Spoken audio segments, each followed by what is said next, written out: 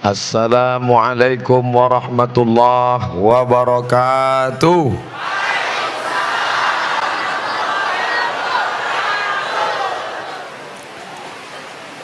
Anak raja pergi ke Makkah, pergi ke Makkah membawa karbon. Sudah lama berceramah, baru ini diiringi mercon. Bersyukur kepada Allah dengan mengucapkan Alhamdulillahi Rabbil Alamin. Berselawat kepada Rasulullah dengan ucapan Allahumma Salli ala Sayyidina Muhammad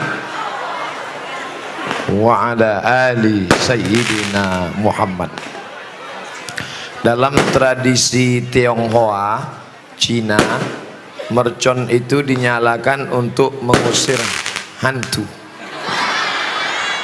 Kalau nggak percaya tanya, saya punya tetangga orang Cina, jadi dihidupkan untuk mengusir hantu. Tapi ada teman saya, dia diundang oleh orang Cina baca doa. Ustadz, besok datang ke rumah kontrakan saya. Kenapa? Baca doa. Loh, kita kan beda agama. Pokoknya kami udah coba, setannya nggak lari. Ternyata setan sekarang tidak takut sama mercon, takutnya sama ayat kursi. Oleh sebab itu tema kita malam ini adalah bahagia bersama, hidup bahagia bersama Al-Quran. Untuk apa kita hidup? 3 hari yang lalu saya dapat WA, pesan pendek. Ustadz Somad, boleh nggak berdoa supaya jangan hidup, supaya mati saja, nggak usah ada sorga, nggak usah ada neraka. Saya membacanya emosi, lalu saya jawab, kamu cari jembatan, terjun ke bawah, mati saja kamu. Setelah saya balas, lalu saya nyesal. Kok dia nggak balas lagi? Jangan-jangan dia terjun betulan. Padahal sebenarnya jawabannya sudah ada dalam juz 29, surat yang pertama, surat Al-Mulk. Tabarakalladzi biyadihil mulku wa huwa ala kulli syai'in qadir. Alladzi khalaqal mauta, Allah yang menciptakan mati, wal hayata, Allah yang menciptakan hidup. Untuk apa Allah buat hidup dan mati? Liyabluwakum ayyukum ahsanu amala. Allah buat kita hidup sampai malam ini karena Allah ingin kita beramal. Makanya malam ini semua yang hadir ini insya Allah bernilai amal soleh. Amal soleh, bukan amal somat. Man kharaja fi talabil ilmi, siapa yang keluar rumah dengan niat menuntut ilmu, fahuwa fi sabilillah, maka dia sama seperti orang yang berjihad fi sabilillah di Palestina. Sampai kapan? Hatta yarji'a, sampai dia pulang ke rumah. Ibu-ibu nanti buka catatan amalnya, inna alaikum lahafizin kiraman katibin ya'lamuna ma taf'alun. Bersama ibu bapak ada malaikat mencatat segala amal. Ma yalfizu min qaulin, tidak ada satu kata pun yang keluar dari mulut, illa ladaihi raqibun atid. Nanti sampai masanya buku catatan itu akan diperintahkan Allah baca. Juz 15, Iqra kitabak, baca buku catatan amalmu. Di akhirat kita tidak disuruh baca Quran, yang disuruh baca buku catatan amalmu. Kafa binafsikal yauma alaika hasiba. Saat dibuka buku catatan amalnya, buku catatan amal, malam jam 9, sinetron Korea. Tapi malam ini alhamdulillah buku catatan amal jihad fi sabilillah. Loh, kenapa bisa dapat jihad fisabilillah? Saya kan nggak pernah perang di Palestina, kan nggak pernah perang melawan Serbia, Slobodan Milosevic, kan tidak pernah perang melawan orang kafir musyrik. Kenapa bisa dapat pahala jihad? Karena engkau di pesantren Al-Qur'aniyah bersama para ulama dan kiai-kiai. Ini yang di belakang saya ini doktor-doktor. Makanya saya tidak menghadap mereka. Kalau saya menghadap mereka, ceramah saya hilang. Yang di belakang saya doktor, yang di depan ini LCMA, lagi cemas menghadapi anak-anak. Bapak-bapak, ibu-ibu yang dimuliakan Allah Subhanahu wa taala. Ada seorang sahabat Nabi musafir dalam satu perjalanan. Di tengah perjalanan ketemu satu kabilah, kampung, rumah. Ternyata di kampung itu ada orang gila. Ada orang gila dan orang kampung ini minta doa. Hai kamu yang pernah jumpa Nabi Muhammad sallallahu alaihi, tolong doakan orang gila ini. Dia bingung karena dia tidak pernah diajarkan Nabi doa menghadapi orang gila. Saya pun seandainya diminta, Ustaz Somad tolong doakan ini, yang tahu saya Allahumma barik lana fima razaqtana wa qina azabannar. Ini menghadapi orang gila, maka dia bacakan ayat Al-Quran sambil menahan air ludah. Bismillahirrahmanirrahim. Alhamdulillahirabbil alamin arrahmanir rahim maliki yaumiddin iyyaka na'budu wa iyyaka nasta'in shiratal mustaqim shiratal ladzina an'amta 'alaihim ghairil maghdubi alaihim waladdallin amin. Dia tahan sampai air ludahnya banyak. Bismillahirrahmanirrahim. Habis itu dia ludah. Dan orang gila itu sembuh. Riwayat ini ada dalam buku 37 masalah populer, ditulis oleh Abdul Somad LCMA. Ketika membahas tentang apakah kalau perbuatan itu tidak dibuat Nabi, apakah bid'ah? Karena ada orang sekarang mendefinisikan kalau tidak dibuat Nabi bid'ah. Itu perbuatan tidak pernah dibuat Nabi. Nabi tidak pernah mengajarkan ayyuhalladzina amanu, hai orang-orang beriman, kalau kamu ketemu orang gila, bacalah Al-Fatihah banyak-banyak sambil tahan air ludah. Setelah itu puih. Tapi ternyata gilanya sembuh. Yang menyembuhkan itu siapa? Innama amruhu idza arada syai'an ayyakula lahu kun. Nanti kalau ketemu orang gila baca. Tapi kita biasanya ketemu orang gila, ayatnya udah hilang duluan. Saudaraku yang dimuliakan Allah Subhanahu wa taala. Lalu kemudian kata Abdullah bin Abbas, dibacakan ayat ke air, lalu ditiupkan ke air, maka dimudahkan Allah Subhanahu wa taala barokat bacaan Al-Qur'an. Tapi Abdullah bin Abbas tidak menyebutkan yang dibacakan itu surat apa, ayat apa, terserah. Maka datanglah seorang bapak-bapak, istrinya sedang hamil tua. Lalu kemudian dia tanya sama kiai, Pak Kiai, saya mau bacakan ayat, istri saya mau melahirkan. Baca aja. Ayatnya apa Pak Kiai? Baca aja. Tolong Pak Kiai, saya nggak tahu baca ayat yang mana. Kiai dapat ilham, baca surat ini. Surat apa? Idza zulzilatil ardu zilzalaha, ketika bumi digoncangkan. Wa akhrajatil ardu athqalaha, ketika bumi bergoncang keluarlah isi-isinya. Betul, begitu digoncang keluar isinya. Berkat kemuliaan Al-Quran ini. Ustaz Somad ini ngawur ini. Yang saya ceritakan ini ada dalam hadis. Yang saya ceritakan ini pendapat sahabat Nabi Abdullah bin Abbas radhiyallahu anhuma. Yang saya ceritakan ini pengalaman para ulama, para kiai, para ustadz tuan guru, dan itu dibuktikan dalam Al-Quran nyata. Wa nunazzilu minal Quran, kami turunkan Al-Quran itu sebagai apa? Ma huwa syifa. Apa arti syifa? Obat. Buka kamus bahasa Arab. Dawa, obat. Syifa, obat.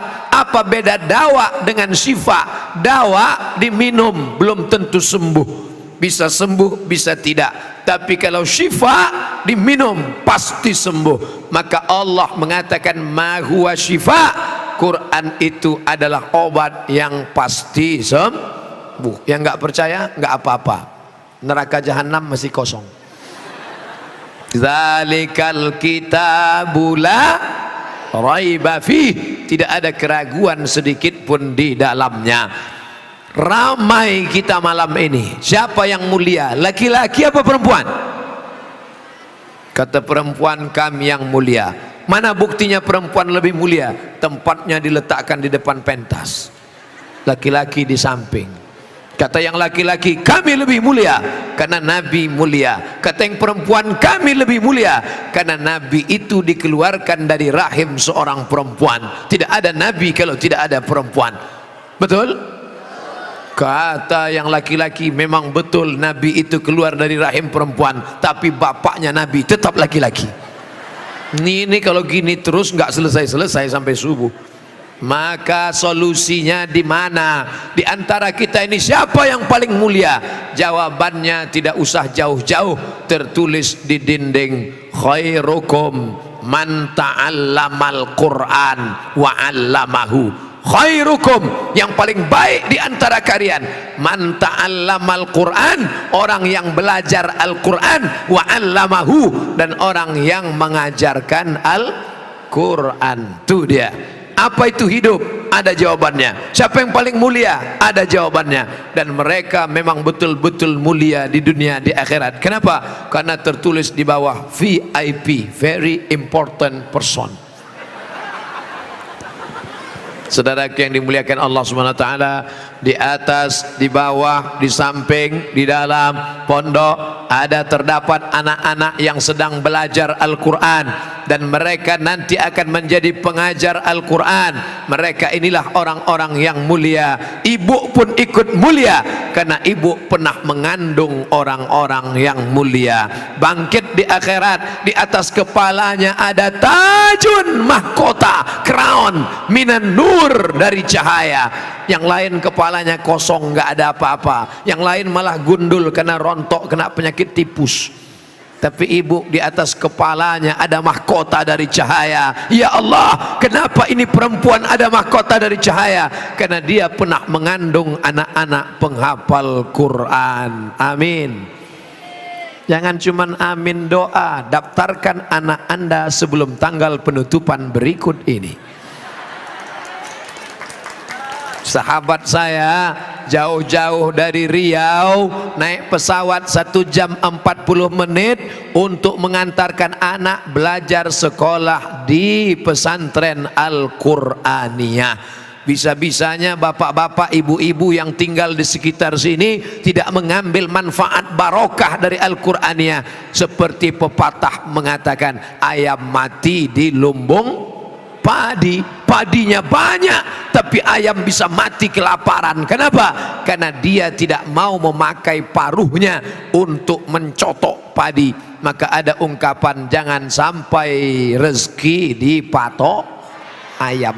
Dulu rezeki dipatok ayam, sekarang bukan cuma dipatok ayam, lain-lain pun ikut mematoknya juga. Saudaraku yang dimuliakan Allah Subhanahu wa taala, untuk apa anak kami jadi penghafal Quran? Saya nggak mau anak saya penghafal Quran, Pak Ustaz. Paling-paling nanti jadi imam tarawih. Saya nggak mau anak saya penghafal Quran, Pak Ustaz. Paling nanti jadi guru ngaji. Saya nggak mau anak saya penghafal Quran, Pak Ustaz. Ini kalau ada orang ngomong begini, ini otaknya sungsang. Perlu dibawa ke message, diluruskan isi kepalanya. Karena dalam kepalanya itu hanya duit, dunia, dunia, duit, duit, dunia, dunia. Sengaja Allah ciptakan lambung dengan otak jaraknya 3 jengkal. 1, 2, 3. Ini lambung, ini otak. Supaya otakmu jangan cuman mikir lambung. Ada nggak makhluk yang otaknya dekat dengan lambung? Ada, udang. Maka disebut otaknya otak udang. Di situ otaknya, di situ perutnya, di situ taiknya, di situ lambungnya. Dunia kau kejar, akhirat tidak pernah mampir. Tapi kalau akhirat yang kau kejar, dunia akan bersimpuh di bawah tapak kakimu. Betul? Berapa banyak para penghafal Quran yang dimuliakan Allah Subhanahu wa taala. Saya dengan mata kepala saya sendiri melihat orang-orang yang mau menerima calon menantu. aku nikahkan engkau dengan anakku dengan mahar emas seberat 1 kilogram. Begitu 2 hari kemudian datang debit kolektor, rupanya kredit. Habis, kau cari dunia, tinggal. Tapi ada orang yang menerima Al-Quran. Aku nikahkan engkau dengan anakku dengan mahar mengajarkan surat Ar-Rahman tunai. Hari ini menjadi orang yang ternama, dimuliakan. Namanya siapa Pak Ustadz? Nggak boleh sebut nama, menjaga kode etik jurnalistik. Siapa yang memuliakan? Tu'izzu man tasha', Allah yang memuliakan. Dan kalau Allah mau menjatuhkan, menghinakan, wa tuzillu man tasha'. Ustadz Somad, saya nggak mau anak saya jadi ustadz, nanti kurus kayak Ustadz Somad. Anakmu hafal Quran bukan berarti selamanya semuanya. Lihat bakatnya kemana. Kira-kira anakmu ini hobinya kemana? Anak saya ini kemana-mana bawa martil Pak Ustadz. Masukkan fakultas hukum, nanti dia akan jadi hakim konstitusi. Setuju? Dia yang akan memutuskan perkara-perkara hukum hebat. S1, SH, S2, MH, S3, doktor. Dari mana? Leiden University Belanda. Kepalanya Belanda, tapi dalam hatinya ada Quran 30 juz. Siap? Siapa bilang tidak bisa? Masukkan pesantren. Di pesantren hafal Quran, bahasa Arab mantap, bahasa Inggris oke. Pulang kampung, Assalamualaikum. Waalaikumsalam. How are you today? Apik tenan. Loh, katanya bisa bahasa Inggris. Bahasa Inggris oke, bahasa Arab mantap, Quran hafal, tapi tetap tidak meninggalkan bahasa daerah, hormat sama orang tua. Bukan berarti dia angkuh dan sombong. Anakmu ini hobinya apa? Dari kecil anak saya kemana-mana bawa jarum suntik Pak Ustadz. Masukkan fakultas kedokteran. Berarti dia mau jadi dokter spesialis. 2 kemungkinan. Kalau ada anak bapak ibu suka bawa jarum suntik, 2 kemungkinan. Pertama jadi dokter, kedua jadi pecandu narkoba. Tergantung kemana kita mengarahkannya. Ustadz Somad, kalau ada anak Indonesia yang hafal Quran, bawa ke sini, nanti dia dapat beasiswa full free. Itu yang ngomong siapa? Pak Rektor di Yogyakarta, Universitas Islam Indonesia, UII. Saya waktu ceramah ke sana, hafal Quran, bawa ke sini, kami tes, dapat beasiswa. Berapa juz Pak? 30 juz. Kalau yang juz 30 nggak bisa. Nah, nanti anak-anak bapak ibu hafal Al-Quran, masuk. Saya ceramah di Solo. Bagaimana? Universitas Negeri UNS. Pernah dengar UNS? Universitas Negeri 11 Maret. Kalau 11 September Twin Tower meledak.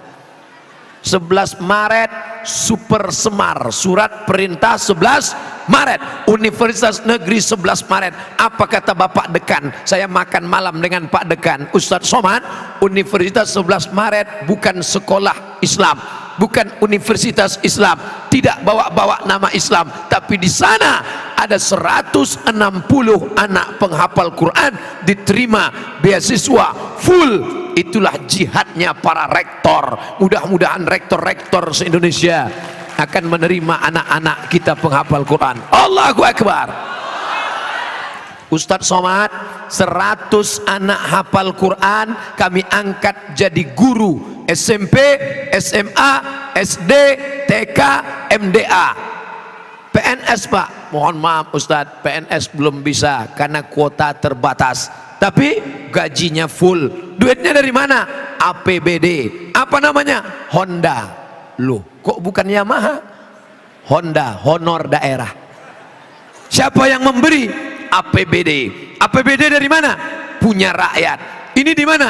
Kota Jambi. Saya ceramah di Jambi. Apa program keislaman di Jambi? 100 anak penghafal Quran diangkat menjadi guru. Ada yang PNS, ada yang honor daerah, ada yang pegawai kontrak. Maka semangat Islam bangkit.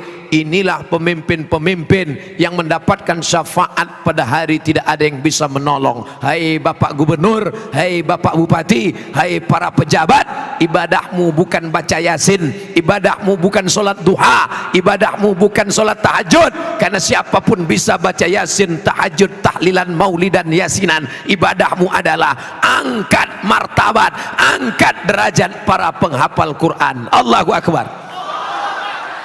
Ustadz Somad, kami sebetulnya mau mengambil APBD untuk para penghafal Quran. Kenapa tidak kamu ambil? Kami nggak bisa. Kenapa tidak bisa? Karena tidak ada payung hukumnya. Yang buat payung hukum siapa? APBD dari daerah bisa diambil oleh bupati, gubernur, wali kota melalui payung hukum bernama Perda, peraturan daerah. Peraturan daerah itu yang buat siapa? DPR. Yang ngangkat DPR itu siapa? Ibu. Yang ngangkat DPR itu ibu. Makanya ibu luar biasa. Ini sedang bangkit, namanya gerakan emak-emak. Kenapa Ustadz katakan ibu? Kenapa bukan bapak? Karena bapak disetir oleh ibu. Papa kalau nggak milih nanti. Saudaraku yang dimuliakan Allah Subhanahu wa taala, kerumunan malam ini akan berubah menjadi kekuatan. Takbir. Kekuatan apa? Bukan berarti bakar, hancurkan, ratakan. Bukan. Kita negara demokrasi. Demokrasi suara terbanyak, itulah yang menang. Maka orang banyak ini akan memilih wakil-wakil rakyat. Pilihlah orang yang memperjuangkan Al-Quran. Amin. Nanti wakil-wakil rakyat, calon-calon akan datang membawa satu gulung karpet. Ibu-ibu, bapak-bapak, pilih saya. Kalau saya menang, nanti saya kasih karpet. Ini DP-nya. Kalau saya kalah, yang DP ini saya jemput lagi. Pak, jangan bawakan kami karpet. Karpet kami sudah tebal, sudah mantap. Jangan bawakan kami kipas angin. Kipas kami sudah mantap, pakai air lagi. Jangan bawakan kami lampu. Lampu kami mantap, sampai ke langit. Tapi buatkan peraturan daerah bahwa anak-anak kami dapat beasiswa, bahwa APBD akan dinaikkan, pondok pesantren dapat bangunan, pondok pesantren dapat bantuan. Nanti bapak mati dimakan cacing tanah. Oh, jangan keras gitulah, nggak sopan. Bapak mati dimakan cacing tanah, maka pahalanya mengalir. Berapa lama engkau duduk di sana? 5 tahun, 10 tahun. Setelah itu pensiun, stres, depresi, stroke, mati. Tapi ada yang akan tetap kekal abadi. Apa dia? Bantuan-bantuan untuk para penghafal Quran. Mereka baca Quran pagi, petang, siang dan malam.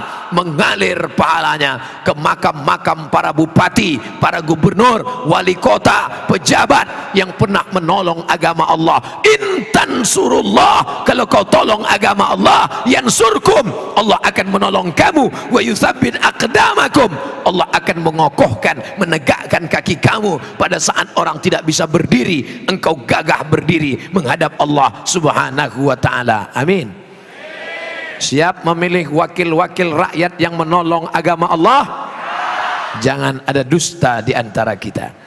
Saudaraku yang dimuliakan Allah Subhanahu wa ta'ala, ini nampaknya Ustadz Somad udah mulai ngomong-ngomong politik ini. Tidak. Ustadz Somad tidak pernah ceramahnya sembunyi-sembunyi gerilya di bawah tanah. Abdul Somad ceramah di atas tanah. Apa di bawah tanah? Emang ceramah sama cacing? Yang dibicarakannya tidak pernah partai, tidak pernah bicara nama orang, tidak pernah bicara nama golongan, tidak pernah bicara nama ormas. Yang dibicarakan hanya menolong agama Allah dengan kekuasaan. Ustadz Somad hanya ceramah, bacalah Quran, bacalah Quran, bacalah Quran. Habis itu selesai. Tapi ada bupati membuat peraturan daerah, pagi-pagi masuk kantor pegawai baca Quran, one day one page. Ada namanya odoj, one day one juz. Dia enggak, dia tawar one day one page, satu hari satu lembar. Satu hari satu lembar saja.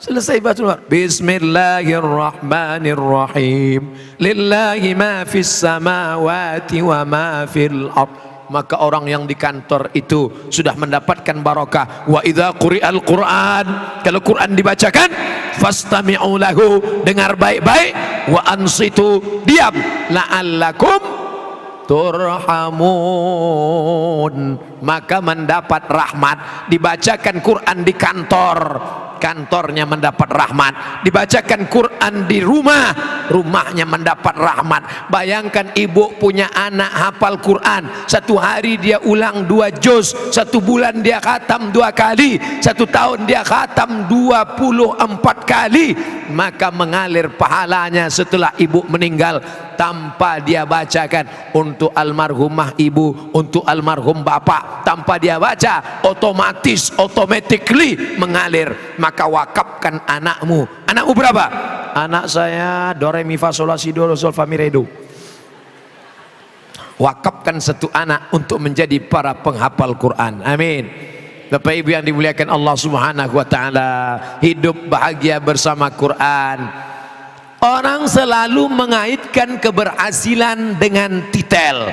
S1 berhasil, S2 sukses, S3 mantap, profesor hebat.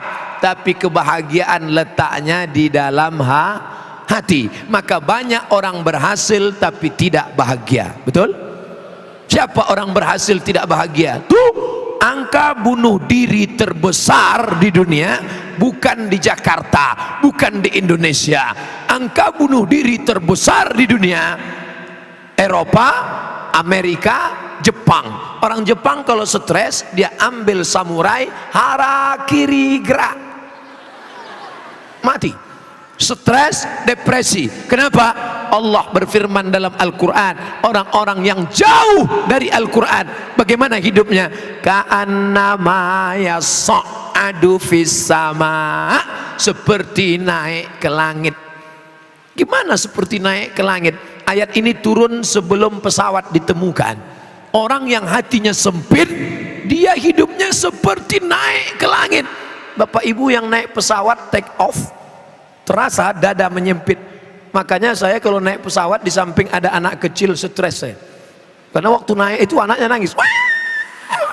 Mau marah bapaknya seram, nangis. Kenapa? Telinganya terasa peka, tuli, kepalanya pusing, mata berkunang-kunang, dada sempit. Begitulah mereka stres, depresi. Makin besar kota metropolitan, makin stres, makin depresi. Makanya banyak karaoke, diskotik, night club, karena ingin mencari ketenangan. Masuk karaoke nyanyi pop, kemesraan ini enggak juga tenang. Lagu dangdut, jatuh bangun aku mengejarmu, enggak juga tenang. Lagu metal, enggak juga tenang. Power metal, makin stres. Makan pil anjing gila, agak tenang. Pakai sabu-sabu, super tenang. Akhirnya sakau, mati dalam keadaan su'ul khatimah. Orang barat naik mobil Mercy, naik mobil mewah, nggak bisa tidur, stres. Orang Islam naik metro mini malah kelewatan rumah.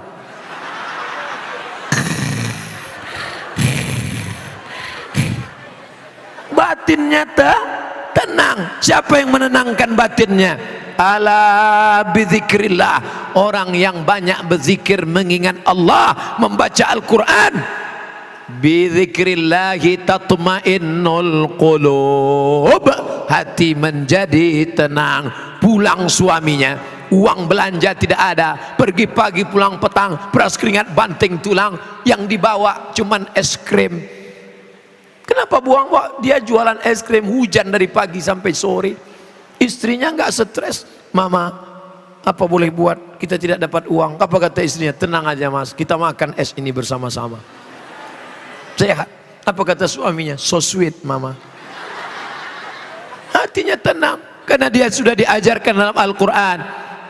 Ma asaba min musibatin, tidak ada satupun musibah yang menimpamu di dunia, di akhirat, melainkan sudah disebutkan Allah dalam Lauhil Mahfuz, sudah tertulis sebagai takdir. Kita hanya berusaha berdoa, tawakal. Datang baik, alhamdulillah. Datang yang baik, astaghfirullah. Astaghfirullah Rabbal baraya, astaghfirullah minal khataya. Man lazimal istighfar, siapa yang banyak-banyak beristighfar, 3 janji Allah, ja'alallahu lahu min kulli dhiqin makhraja, setiap kesempitan hatinya diberikan kelapangan, wa min kulli hammin faraja, setiap masalahnya diberikan solusi jalan keluar, wa razaqahu min haitsu la yahtasib, dia diberi rezeki dari jalan yang tidak disangka-sangka. Wastaghfiru rabbakum, Allah memerintahkan dalam Al-Quran, mintalah ampun kepada Allah atas segala silap dan salah. Saya nggak ada salah, saya nggak pernah silap, saya nggak pernah lupa. Kalau ada orang bicara begitu ibu, kalau ada orang ngomong begitu bapak, saya nggak pernah salah, saya nggak pernah lupa, saya nggak pernah silap. Saat itu dia sedang silap, salah dan lupa. Kenapa? Al-insan, manusia, makanul khata' wan nisyan, manusia tempatnya lupa, silap dan salah. Manusia diambil dari kata nasia. Nasia artinya lupa. Mana contohnya lupa? Buktinya yang saya ceramahkan tadi ingat semua? Enggak, saya aja yang ceramah nggak ingat. Tapi alhamdulillah ada saudara kita dari Jepang yang baik. Dia jajah kita 3,5 tahun, tapi setelah merdeka dia baik. Kita lupa, dia ingatkan kita. Dengan apa dia mengingatkan kita? Dengan 2, Sony dan Panasonic. Direkam, datang lagi keluarga kita, datang dari jauh di sana, dari Korea. Dia juga mengingatkan kita. Siapa namanya? Samsung.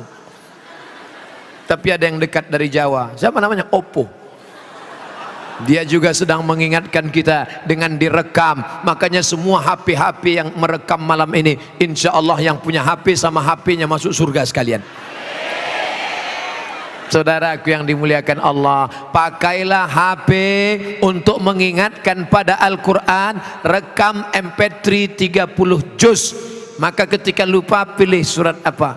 Surat, dengar sebelum tidur malam. Apa yang sering kau dengar, apa yang sering kau pikirkan, itulah yang akan datang nanti waktu sakaratul maut. Ada seorang bapak-bapak di Jakarta, dia kena penyakit, masuk di ruang ICU, tertulis di pintu ICU. Saya menulis seperti tulisannya ICU. Belakangan saya baru tahu arti ICU. I see you, you don't see me. Aku bisa ngelihat lo kagak bisa ngelihat gua. Aku bisa ngelihat kamu, kamu gak bisa ngelihat aku, karena matanya terpejam. Suara di situ sepi sunyi, cuman ada titik, titik, titik, titik. Itu koma namanya. Kalau yang titik panjang, tidak ada suara lain, sepi sunyi. Apa kata dokter? Keluarganya ada. Sini keluarga, bawa bapak ini karena sudah tidak bisa tertolong lagi, bawa pulang ke rumah. Ketika alat mau dicabut, tiba-tiba si bapak bangun dan sadar. Dokter terkejut, sadar, keluarga pun heran, dan mereka bertanya, "Bapak, dalam tidur komamu tadi apa yang kau lihat? Dalam bayanganmu itu apa yang kau tampak di matamu?" Apa kata si bapak mengaku, "Saat saya koma itu tiba-tiba ada yang datang." Siapa yang datang? Ustadz Somad. Apa kata Ustadz Somad? Tiba-tiba Ustadz Somad bertanya kepada saya, "Kapan tablik akbar?" Dan saya pun terbangun. Akhirnya dia sehat, dia buat tablik akbar, dia menjadi ketua panitia. Saya diundang ceramah kemarin di kampung halamannya. True story, kisah nyata. Dia banyak, Ustadz Somad, saya memang melihat Ustadz nyata waktu di rumah sakit itu. Saya heran, saya waktu itu nggak di Jakarta, kok bisa dia ngelihat saya? Saya tanya pelan-pelan, "Bapak selalu dengar ceramah saya?" "Iya Pak Ustadz, selalu ngelihat di TV." "Betul Pak Ustadz, TV mana?" "TV One." "Memang beda." "Bapak selalu lihat di internet?" "Selalu Pak Ustadz." "Di channel mana?" "www.youtube.com." Bapak kalau mau ke kantor dengar apa? Dari rumah ke kantor dengar ceramah Ustadz MP3. Sampai di tempat kerja saya buka HP, saya buka laptop, dengar lagi. Sebelum tidur di rumah, sebelum tidur malam dengar ceramah. Baru saya faham ternyata saat kita koma, saat kita di ruang ICU, saat kita di rumah sakit, yang akan datang adalah yang selalu kita dengar dan selalu kita pikirkan. Karena si bapak selalu dengar pengajian, karena selalu bapak dengar ceramah, maka yang datang Abdul Somad. Bayangkan kalau dia selalu dengar lagu India. Kira-kira yang waktu koma itu yang datang siapa? Amitabh Bachchan, Shah Rukh Khan, Sanjay Dutt, Hema Malini, Rani Mukherjee. Hafal juga Pak Ustaz.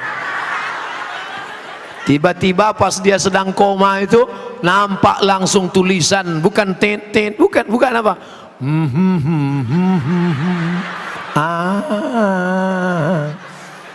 Bayangkan ketika ibu sedang koma, tiba-tiba yang datang K-pop, penyanyi Korea.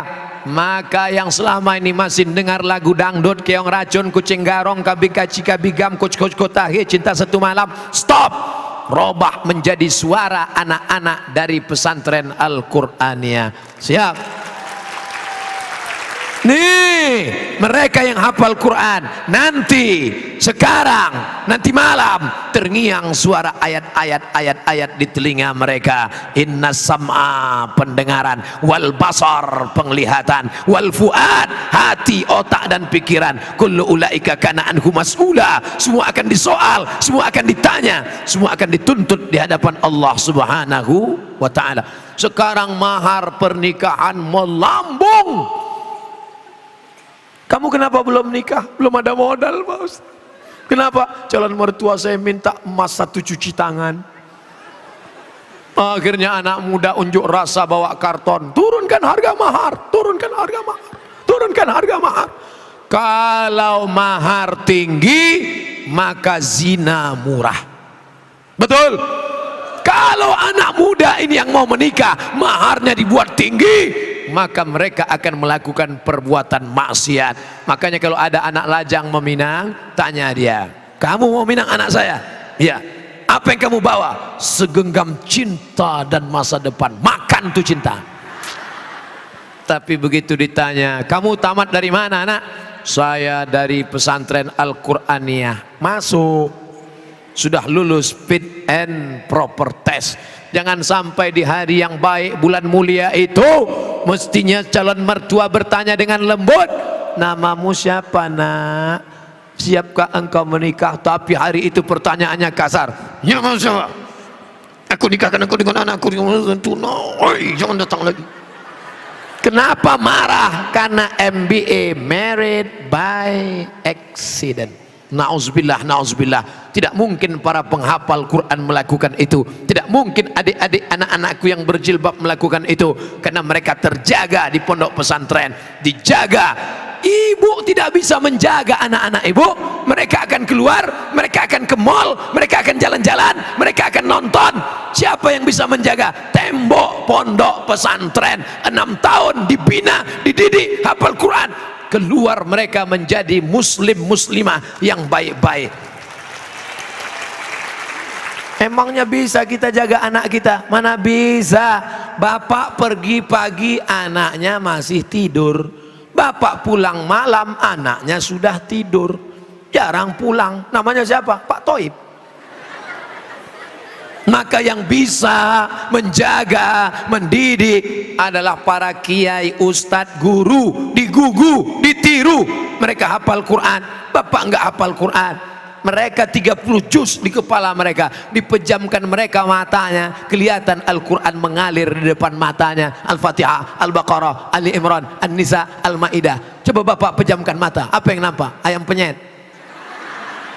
Saudaraku yang dimuliakan Allah Subhanahu wa ta'ala, maka tidak ada jalan cara menyelamatkan anak kita. Pondok pesantren benteng terakhir NKRI, merdeka.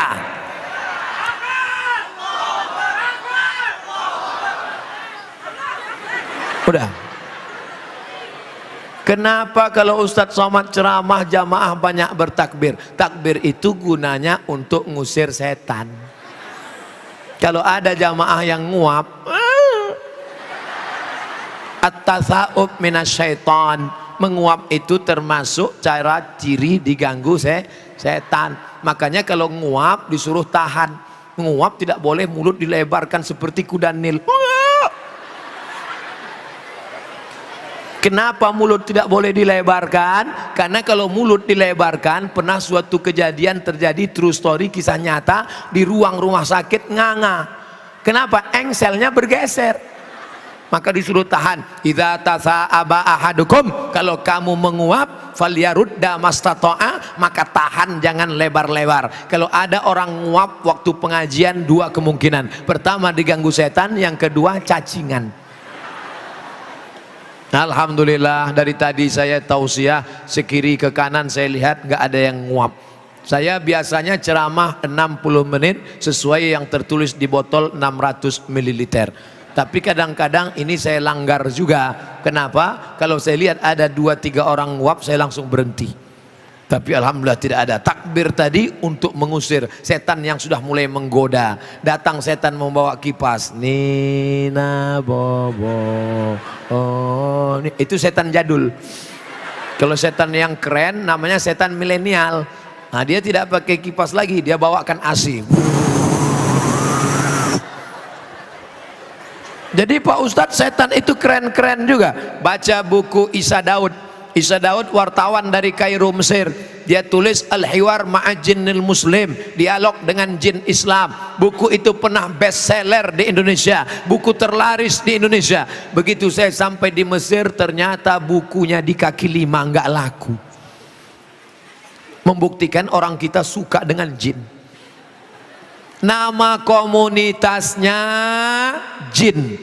Jin terbagi dua, jin muslim dengan jin kafir. Jin kafir namanya setan, induknya namanya iblis, GM-nya general manager.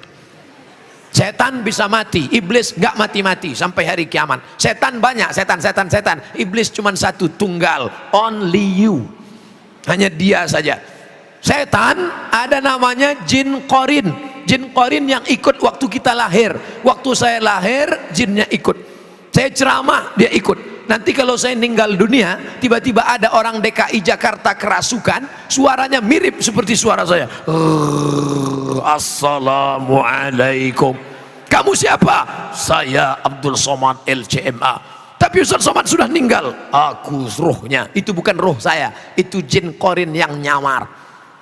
Kenapa? Karena dia ikut saya kemana-mana. Saya mati, dia masih hidup, gak mati-mati. Namanya jin korin, ikut kemana-mana. Tapi ada jin yang tidak mengikut manusia. Dia di pinggir jalan, di pohon-pohon kayu. Ini namanya jin non-job. Gak jelas kerjanya. Kedua-dua jin ini mengganggu penghafal Quran, selamat dari jin. Kenapa? Faman a'rada an dzikri fa inna lahu ma'isyatan dhanka. Siapa yang lupa mengingat aku, lupa berzikir menyebut aku, maka hidupnya akan sempit. Wa nahsyuruhu yaumal qiyamati a'ma, dan dia kami bangkitkan di akhirat dalam keadaan buta. Orang hafal Quran tidak mungkin lupa, karena kalau lupa berarti dia meninggalkan hafalannya. Makanya di dalam bis, di dalam kereta api, di dalam pesawat, mulut mereka tidak berhenti qomat kamit. Mereka mengulang hafalan. Tapi tidak semua yang mulut qomat kamit itu ngulang hafalan. Karena saya pernah ngelihat orang naik motor di lampu merah, mulutnya qomat kamit. Saya sangka ngulang hafalan, rupanya handphone di samping helm. Iya, ngobrol. Berapa lama engkau hidup? 24 jam, 8 jam, 8 jam, 8 jam. 24 jam, 12 jam siang, 12 jam malam, kali 2, 24 jam. 24 jam bagi 3, 8 jam tidur. Kalau nggak tidur 8 jam kena penyakit 5L, lemah, letih, lesu, letoy, loyo, lunglai. 8 jam kerja, masuk jam 8 pagi, pulang jam 4 sore. 9, 10, 11, 12, 1, 2, 3, 4, 4, 8 jam kerja, 8 jam tidur. Yang 8 jam lagi kemana? Box office, Real Madrid, Barcelona, Twitter, BBM, WhatsApp, Instagram, Telegram, miligram, kilogram. Ngobrol,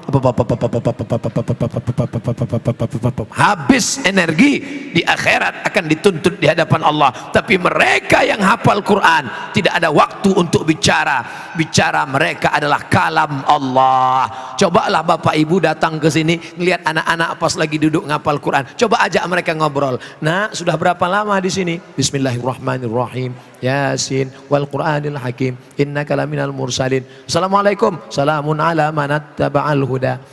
Mereka adalah orang-orang yang kata-katanya adalah kalam Allah, yang ucapannya adalah sabda Rasulullah, diamnya fikir, geraknya zikir, matanya melihat Al-Quran, telinganya mendengar Al-Quran, sebelum tidur malam ngulang hafalan Quran, bahkan mengigaunya pun Al-Quran.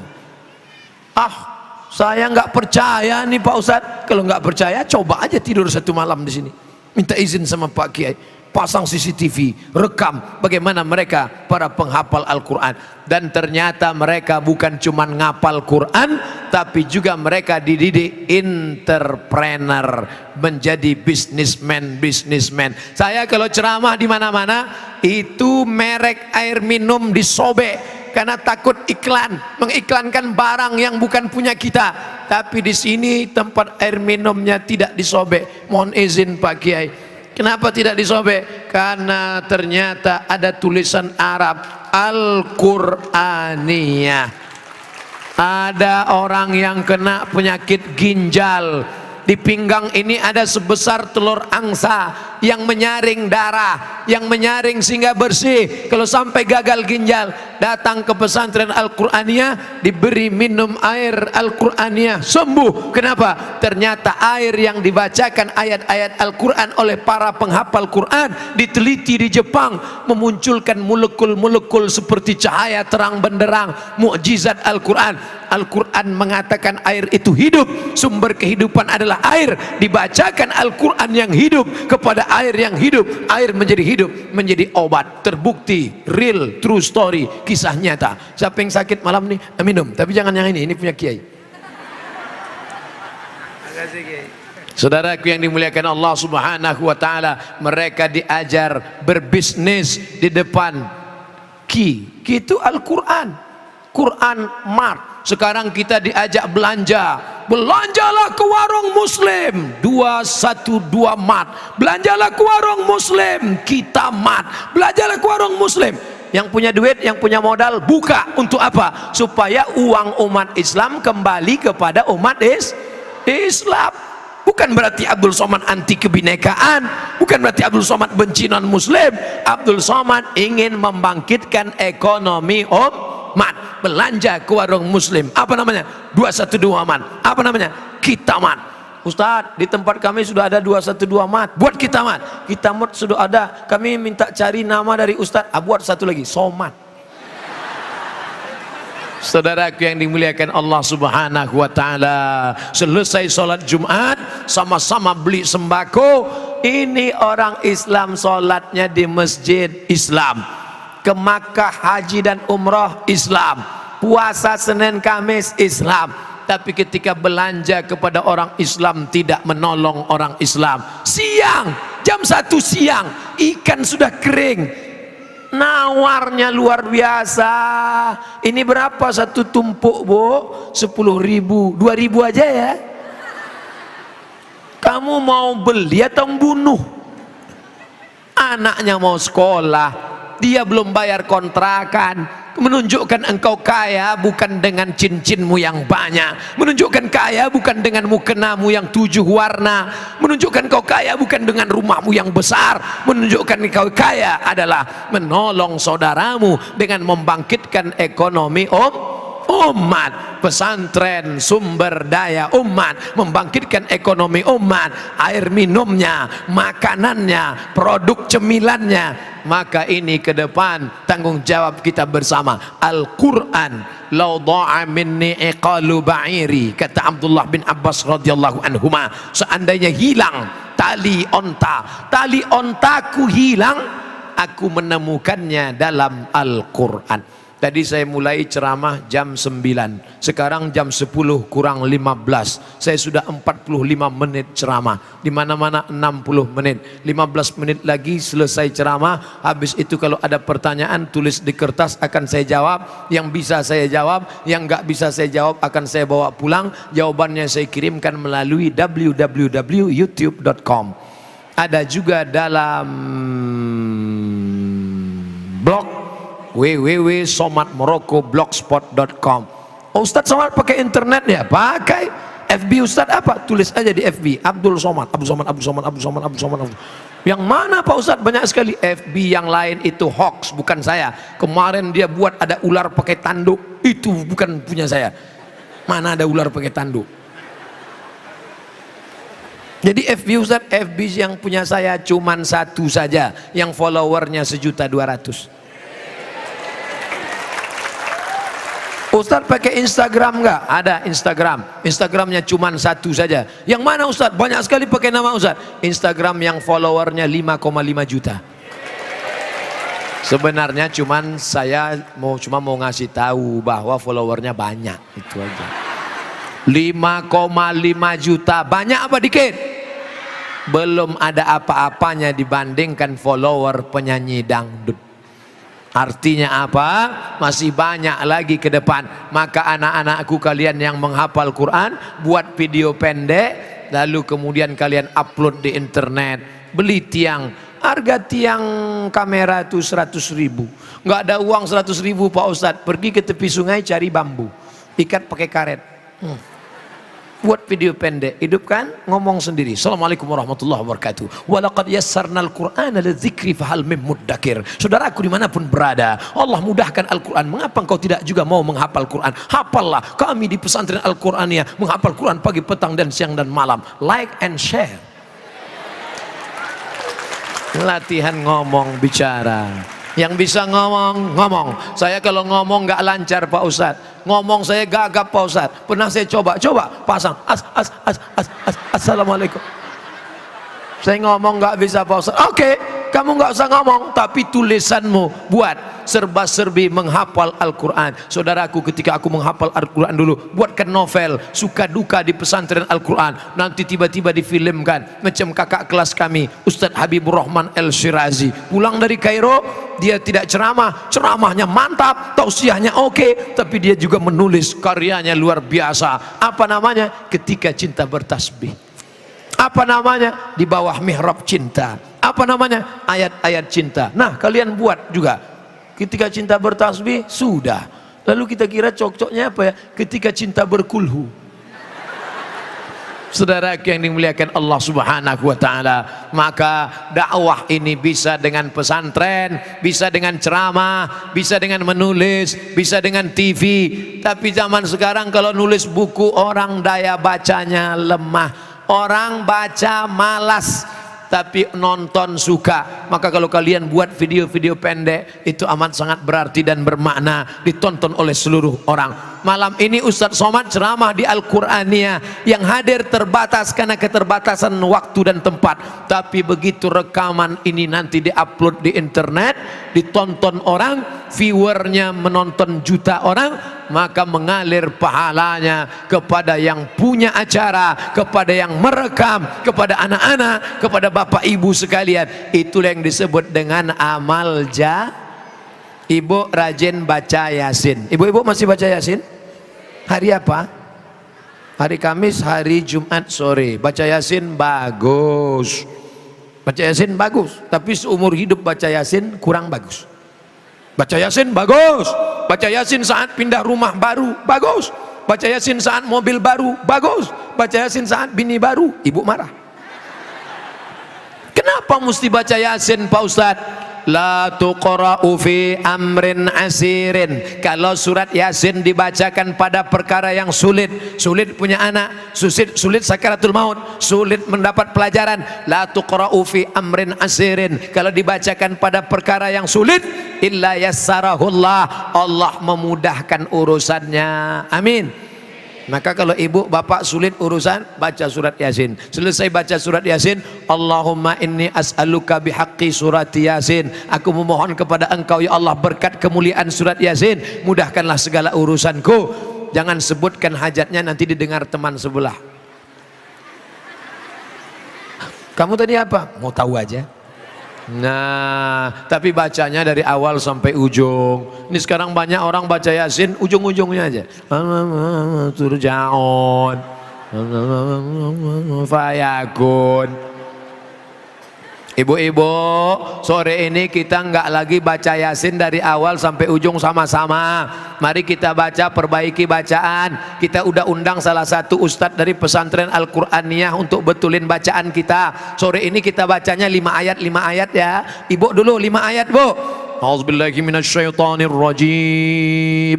Bismillahirrahmanirrahim. Yasin wal Qur'anil Hakim innaka laminal mursalin ala siratim mustaqim tanzilal azizir rahim.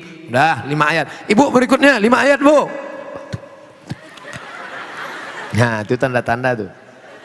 Jangan langsung diejek. Nggak pandai baca kan? Nggak bisa kan? Jangan. Hari gini masih mau ikut yasinan, alhamdulillah. Jangan salahkan dia. Mungkin dia belum bisa betulkan bacaannya. Besok sediakan guru mengaji khusus untuk ibu. Kalau yang malu sama-sama, panggil guru ngaji. Adik kan sudah sebaya anak-anak saya. Nanti ajarin ibu ya. Tapi ibu malu yang lain. Bisa nggak 4 mata ngajinya? Jangankan 4, 3 aja bisa baca. Mereka hafal, pejam mata mereka bisa dengar. Adik-adik anak-anak kita, untuk apa malu, untuk apa segan? Man lam yadhuq dhullat ta'allumi sa'atan, siapa yang tidak merasakan sakitnya menuntut ilmu walau sesaat, walau sejenak, walau sebentar, tajarra'a dhullal jahli tula hayatihi, maka seumur hidup dia akan merasakan kejahilan. Mulut yang tidak pernah membaca Al-Quran, rumah yang tidak pernah diisi Al-Quran, kal baitil kharib, seperti rumah yang roboh, yang hancur. La taj'alu buyutakum qubura, jangan jadikan rumah kalian kuburan, karena tidak ada Al-Quran di dalamnya. Di dalamnya ada Quran, tapi Quran akad nikah 30 tahun yang lalu diletakkan dalam kain sutra, dibungkus dengan kayu jati, dipaku 4 pojok, nggak pernah dibuka sampai mati. Diletakkan di ruang tamu. Setiap tamu yang masuk ke ruang tamu berdecak kagum melihat Quran yang indah seperti melihat kucing. Ini apa nih? Itu akad nikah kami dulu. Ini rekaman videonya, ini gambarnya, ini akad maharnya. Iya, pernah dibuka. Saya sampai sekarang orangnya suka penasaran. Gimana ceritanya orang nikah pakai mahar Al-Quran? Memangnya Ustadz dulu nikah maharnya apa? Sebentuk cincin emas tunai.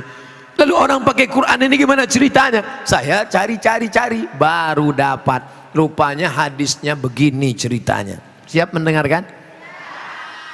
Saya nanya, kalau dari bunyinya tadi siap. Tapi kalau siap mendengarkan, terserahlah Pak Ustadz, yang penting cepat selesai. Jadi ceritanya Nabi sedang tausiah. Begitu Nabi sedang tausiah, tiba-tiba berdiri seorang perempuan. Berani dia. Apa kata dia? Inni wahabtu laka nafsi. Inni wahabtu laka nafsi. I give myself for you. Kuberikan diriku untukmu ya Rasulullah. Dia mau menjadi istri Nabi dan diberikannya dirinya. Aku untukmu ya Rasulullah. Nabi diam, no comment. Karena Nabi terlalu lama diam, akhirnya tegak seorang laki-laki. Ya Rasulullah, kalau engkau nggak mau, untuk aku aja. Kata Nabi, serius ente mau sama dia? Iya. Iltamis walau khataman min hadidin. Pulang ke rumah, cari cincin besi. Cincin besi untuk mahar. Mau dinikahkan Nabi, cari cincin besi, nanti ku nikahkan kau dengan dia. Pulang dia ke rumah, dia cari cincin, nggak ada. Nggak ada ya Rasulullah. Ini orang miskin tapi nekatnya luar biasa. Kalau gitu cari kain. Dia cari kain, dia bawa. Ada kain satu ya Rasulullah. Kain siapa? Kain saya. Untuk jadi mahar. Iya. Nanti dipakai istrimu. Iya. Kalau istrimu pakai kain, lalu kau pakai apa? Akhirnya dia diam, malu, dia pulang. Ketika dia mau pulang dipanggil Nabi, Ta'al, come here. Kenes dulu. Sini sebentar. Lalu dia pun datang kepada Nabi. Nabi bertanya, hal ma'aka minal Qur'an? Apakah engkau ada hafalan Al-Quran? Dia menjawab, suratu kada wa suratu kada wa suratu kada wa suratu kada. Saya hafal surat ini, surat ini, surat ini. Rupanya dia tidak hafal Quran semuanya, hanya beberapa surat. Maka langsung dinikahkan Nabi. Zawwajtukaha bima ma'aka minal Quran. Aku nikahkan engkau dengan dia dengan mahar mengajarkan Al-Qur'an. Tapi bukan berarti yang kemarin nikah dengan Al-Quran lalu nikahnya bermasalah. Tidak. Jangan nanti pulang dari sini si bapak ngomong, mama sini sebentar, ternyata nikah kita bermasalah. Jadi maksud papa mau ngulang sekali lagi. Bukan itu maksudnya. Nikah yang kemarin sudah sah, tapi Quran yang kemarin tolong pulang dari sini buka, baca. Syukur-syukur langsung, jangan nunggu besok malam ini. Betapa bahagianya ketika ada di antara bapak pulang malam ini, tidur cepat, setelah itu nanti dia bangun jam 2, jam 3, dia ambil air, dia percikkan ke wajah istrinya untuk ngajar Quran tahajud malam. Bangun! Itu kalau nikahnya udah 20 tahun. Tapi kalau nikahnya yang kemarin baru pengantin baru, wake up my darling, wake up my honey. Mereka pun tahajud, usolli sunnatat tahajud raka'ataini imaman lillahi ta'ala. Allahu akbar. Bismillahirrahmanirrahim.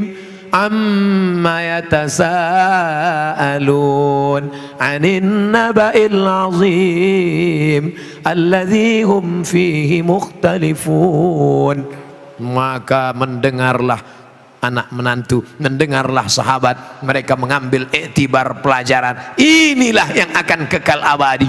Kau belikan emas, kau belikan mobil, kau belikan rumah, tinggal, tapi Al-Quran yang kau ajarkan, ajarkan kepada istrimu, ajarkan kepada anakmu. Kalau engkau tidak bisa mengajar, panggil guru ngaji ke rumah. Engkau juga tidak bisa, kau bawa ke majelis-majelis ilmu. Alhamdulillah, ibu-ibu yang hadir pengajian malam ini, pastilah suaminya laki-laki yang soleh-soleh.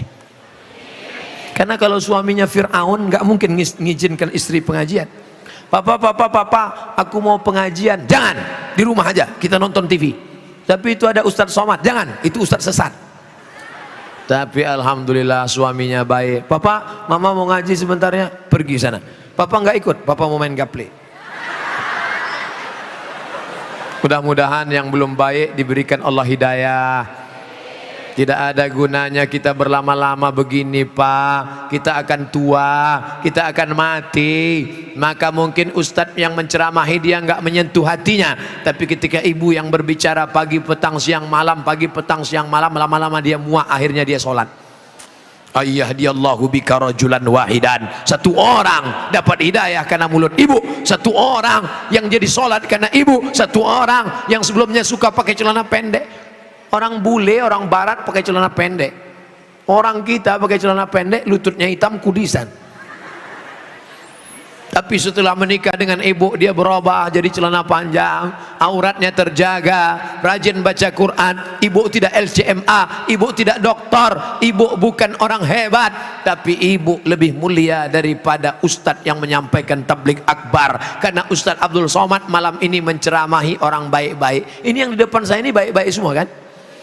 Ibunya sudah baik, anak-anaknya hafal Quran, tapi ada orang yang mengajak manusia dari jalan setan ke jalan Allah, dari jalan judi kepada jalan baik, daripada jalan yang penuh maksiat kepada jalan ketaatan. Mereka itulah yang sebenarnya da'i ilallah, mengajak orang ke jalan Allah. Ud'u ila sabili rabbik, ajak orang ke jalan Allah. Tapi yang namanya pondok pesantren, lembaga pendidikan, itu semuanya perlu ada yang namanya tanah. Tanah yang luas tinggal, tapi tanah wakaf inilah yang akan menjadi kekal abadi. Siapa yang mewakafkan tanah, siapa yang mewakafkan semen, siapa yang mewakafkan kosen pintu, siapa yang mewakafkan atap, siapa yang mewakafkan lampu, siapa yang mewakafkan AC, maka ibu bapak besok segera datang ke pondok pesantren, ke sekolah MDA, ke panti jompo yatim, tanya, assalamualaikum Kiai. Waalaikumsalam. Berapa kursi yang patah, berapa whiteboard yang rusak, berapa anak yatim yang belum bayar uang sekolah?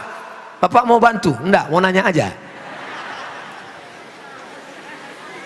Kau simpan uang itu, uang zakat simpan, uang wakaf simpan, uang infak simpan, uang sodakoh simpan, tidak dibagikan. Ingat, dia akan keluar dengan caranya sendiri. Betul?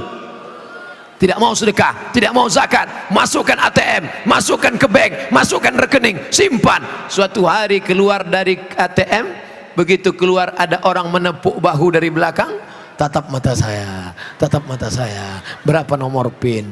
Akhirnya dikurasnya habis, mampus. Kemarin diajak sodakoh nggak mau, diajak zakat nggak mau, diajak wakaf nggak mau. Hilang nomor rekening semua, rasakan. Saudaraku yang dimuliakan Allah Subhanahu wa ta'ala, uang 100 juta disimpan. Kalau 100 juta berarti zakatnya 2,5%, 2,5 juta. 100 juta zakatnya 2,5 juta, dikeluarkan setiap tahun. Bayarlah zakat, bayarlah zakat. Nggak mau bayar zakat, nggak apa-apa. Ustadz Somad nggak akan ngontrol, kiai nggak akan tahu. Tapi ada yang maha tahu, dia la ta'khudhuhu sinatun wala naum. Allah maha tahu. Silakan engkau tidak berzakat. Sampai akhirnya suatu hari lutut terasa sakit, dipijat makin sakit, ditusuk pakai akupunktur jarum sakit, gak mempan pakai jarum, pakai paku payung makin sakit. Akhirnya dibawa ke Singapura, rumah sakit, diperiksa. Datang dokter Cina bawa martil kecil. Ayah lapuk lah, lama pakai. Ternyata tulang keropos, osteoporosis, lapuk. Jadi gimana nih lutut saya? Tenang, jangan takut, kita ganti lutut baru lah. Berapa harganya kok? Satu lutut 40 juta, sebelah kanan 40, ongkos pasang 20, pas 100. Duit hantu dimakan setan. Coba dulu kalau 100 itu kau buatkan satu lokal 100 juta, belajar anak-anak di dalam Ar-Rahman Allamal Quran amma yatasaalun alif lam mim kaf ha ya ain. Mereka akan membaca Iqra, hafal Quran mereka. Kamu belajar di lokal itu ya? Iya. Hafalannya sudah berapa juz? 5. Masih kecil sudah 5 juz. Iqra 5 Pak. Mengalir pahalanya saudaraku. Inilah amal jariah. Ibu yang rajin baca Yasin, baca Yasin, baca Yasin, baca Yasin, ninggal, apa masih bisa baca Yasin? Kalau ada ibu sudah ninggal baca Yasin, saya pas ngelayat baca Yasin, saya kabur. Bapak yang rajin sholat duha, sholat duha, sholat duha, begitu meninggal dunia jam 9 pagi berdiri sholat duha, kami kabur semuanya. Artinya apa? Idza matal insan, hadis riwayat Muslim, kalau manusia mati inqata'a, amalnya putus. Tapi ada yang tidak putus. Mana amal yang tidak putus? Nih gedung yang dibangun, nih tanah yang diwakafkan, tuh atap. Maka siapa yang membangun, siapa yang berinfak, siapa yang bersedekah, mengalir sampai hari kiamat. Madamatis samawati wal ard. Alumni berangkat ke Al-Azhar Kairo. Tadi salah satu alumni datang ke hotel menemui saya, Ustadz Somad, saya lulus ke Al-Azhar Kairo. Alhamdulillah.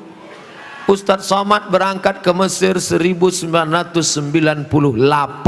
Sekarang tahun 2018, 20 tahun yang lalu. Kebetulan kami kemarin reuni 20 tahun nggak ketemu teman-teman. Pertanyaannya, anak ente berapa?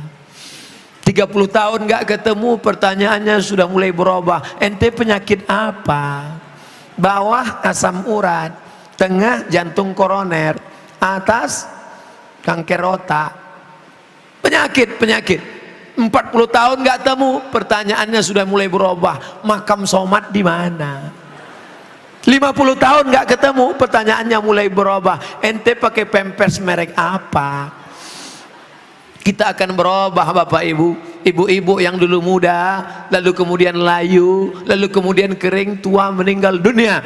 Yang kekal abadi itu apa? Kalau pernah engkau berinfak, berzakat, berwakaf, bersedekah, itulah yang akan menolong di hadapan Allah. Makan, makan, makan, kuliner, kuliner, masak banyak. Akhirnya apa? Ma'akal tafa'afnaita, yang kau makan busuk, basi, busuk. Wa malabista fa'ablaita, yang kau pakai, beli baju, beli ini sampai 3 lemari. Sekaya-kayanya orang bajunya cuma 3 lapis, singlet di dalam, baju luar tambah 3, cuma 1, 2, 3. Kalau ada sampai pakai 4 lapis, itu bukan kaya, demam.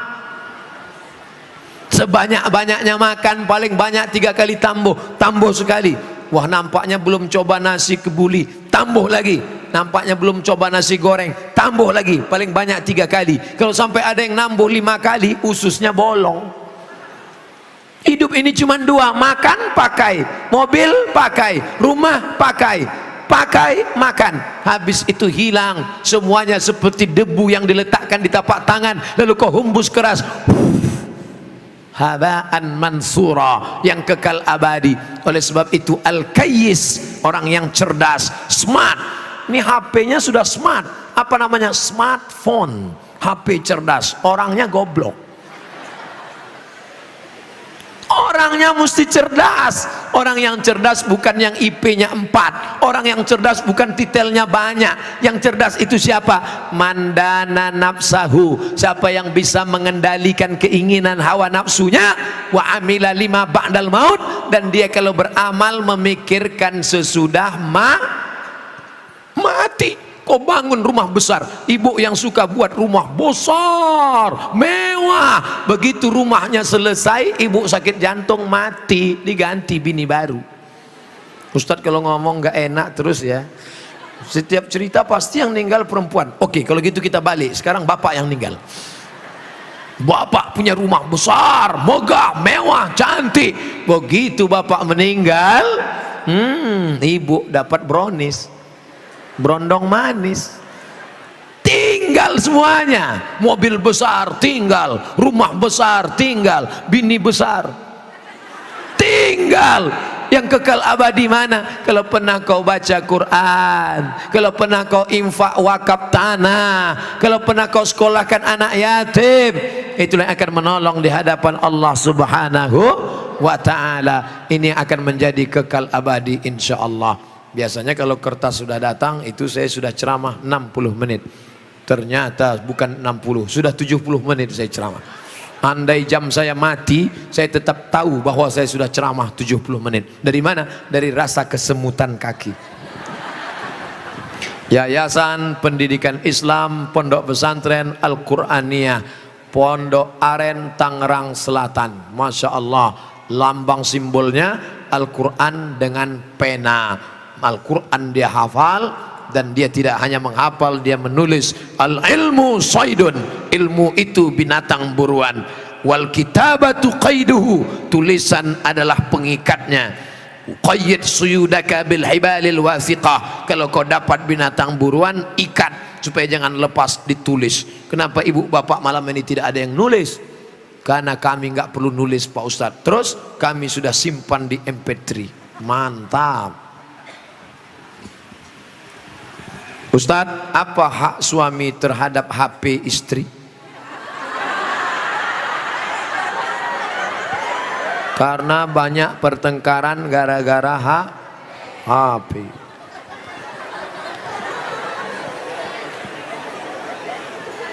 Lima hak ibu terhadap bapak. Catat, ingat baik-baik. Pertama, makan. Ibu tadi sudah dikasih makan? Yang kedua, pakaian. Ibu sudah dikasih pakaian? Karena sekarang banyak perempuan yang tidak diberi pakaian oleh suaminya. Tinggi istrinya 175, tapi dikasih kain cuma 50 cm. Kurang kain. Kadang belum selesai di tempat tukang jahit sudah dia ambil. Kadang kainnya panjang, resleting belum dipasang. Pas jalan kelihatan. Ustadz kok tahu? Saya ngelihat. Ibu sudah dikasih makan, ibu sudah dikasih pakaian, ibu diberikan tempat tinggal yang layak menurut kemampuan masing-masing. Sudah? Keempat, ibu mesti diberi pendidikan. Yang ngajar ibu ngaji, bapak. Yang ngajar ibu sholat, bapak. Yang ngajar ibu akhlak, bapak. Bapak adalah guru di rumah. Dan yang kelima adalah perhatian. Maka ibu selalu diperhatikan, dari mulai jilbabnya, dari mulai pakaiannya, termasuklah HP ibu diperhatikannya juga. Kok dari tadi sini Ustadz Somad, suatu ketika istri saya pergi kerja dan saya masuknya siang, tiba-tiba HP-nya berdering. Saya cek, rupanya mantan. Dia cari lagi di FB dan mereka sudah jalan-jalan, Pak Ustadz. Hati saya selalu galau tiap hari. Jangan-jangan dia sudah buat ini, jangan-jangan dia sudah jalan ini, jangan-jangan sudah. Bayangkan menderitanya seorang laki-laki gara-gara HP istri yang sudah macam-macam. Gara-gara apa itu? Facebook, Twitter, BBM, WhatsApp, Instagram.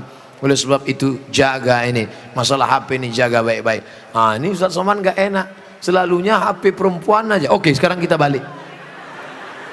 Bagaimana dengan HP bapak-bapak yang lebih banyak perhatiannya ke HP, yang kata-katanya merayu, menggoda? Oleh sebab itu ini mesti dijaga. Kalau tidak, duduk bersama, bapak sama ibu duduk, HP-nya buat baliho besar-besar, judulnya mau dibawa kemana hubungan ini,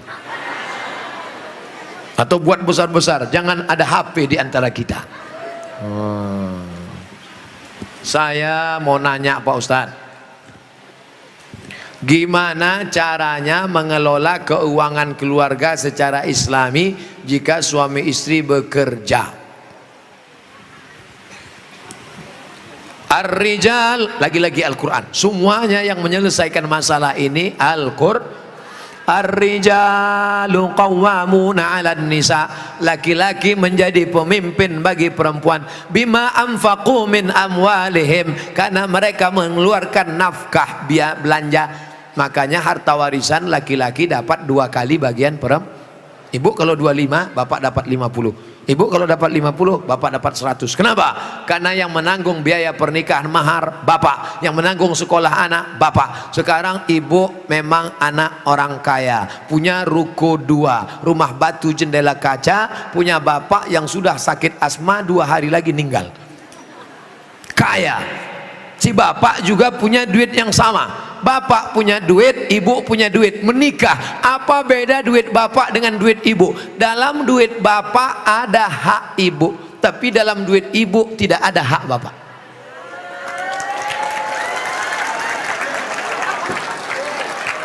Dalam uang bapak ada kewajiban nafkah untuk ibu, dalam duit ibu tidak ada. Tapi karena ibu cinta mati, maka ibu berkata, "Mas, aku tahu engkau kere, miskin, susah melarat, tapi aku sudah terlanjur cinta padamu. Jangankan uang ini, nyawaku pun kuberikan. Ambillah semuanya, dengan syarat jangan kau nikah lagi."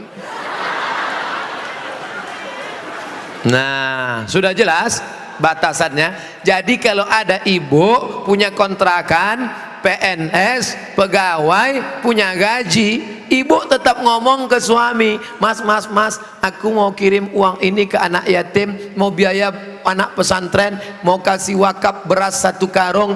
Tapi ibu ngomong ke bapak itu bukan minta izin, karena uang itu memang punya ibu. Ibu ngomong sebagai adab, sopan santun, tata krama, budi bahasa. Jadi bapak jangan kegeeran. Dan ibu jangan kurang ajar, "Mas, ini uangku, ini kos-kosanku, ini rumahku, terserah aku. Kamu mau ikut ya, kalau enggak lebih dari kamu bisa aku dapatkan." Jangan, luka hatinya. Galah patah boleh disambung, kaca retak boleh direkat, hati yang sakit kemana obat akan dicari. Nah, oleh sebab itu maka jaga. Saya sudah mengeluarkan untuk biaya keluarga sebagian, sedangkan sebagiannya saya ingin membantu saudara yang kurang mampu.